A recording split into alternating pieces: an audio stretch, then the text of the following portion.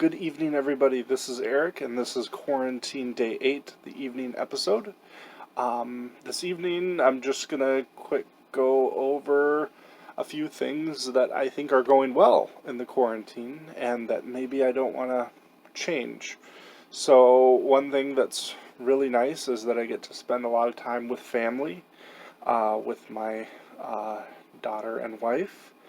And there is something that's really nice about that we do get to kind of take almost like an extended Sabbath time of rest to just be with each other and just slow down and take ourselves out of kind of the go go go of life. And maybe that's to some other people's benefits. I can certainly see some people not having that be a benefit.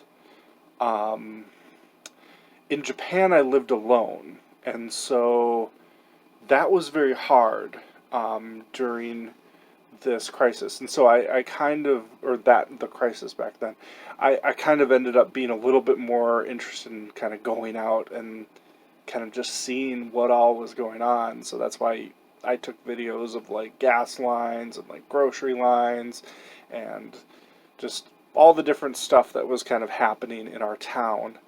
I was just kind of out there and interested in it.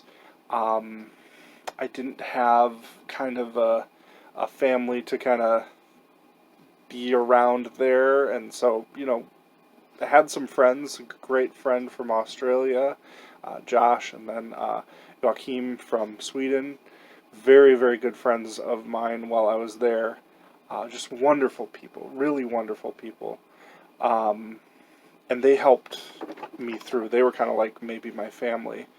I think I did like a sleepover once over at Joachim lived with his wife who's Japanese, and they had kind of like a house out in the mountains with her parents, like two houses that were kind of connected, which is kind of the thing there in Japan. So just kind of having time with family, that's been beneficial, and time to kind of make meals and just be more intentional about our day and the schedule of it. And I'm not usually a strict schedule guy, but that's been nice, at least on some levels.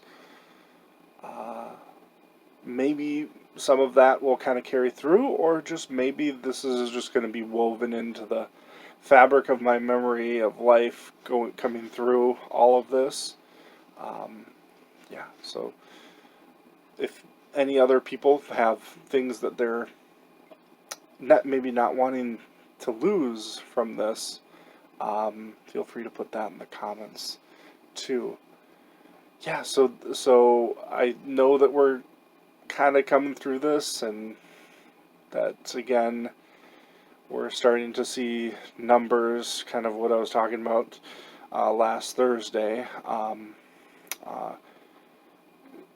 where things are changing, things are moving along with the United States and our progression with this, especially the state of New York is really taking the brunt of this virus.